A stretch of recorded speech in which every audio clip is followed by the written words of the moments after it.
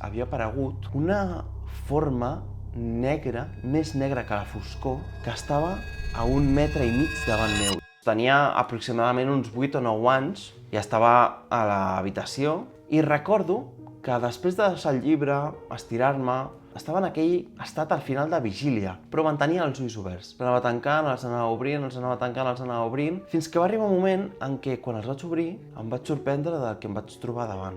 Davant meu, del no-res, havia aparegut una forma negra, més negra que la foscor, que estava a 1,5 metres davant meu i semblava que m'estava mirant, però no tenia ulls, no tenia res, era foscor absoluta tota la silueta. Em vaig quedar mirant uns segons i quan vaig aclucar un moment els ulls de pam, així havia desaparegut. El dia següent vaig preguntar als meus pares, a la família, si algú s'havia desvetllat durant la nit i m'havia anat a mirar. Ningú.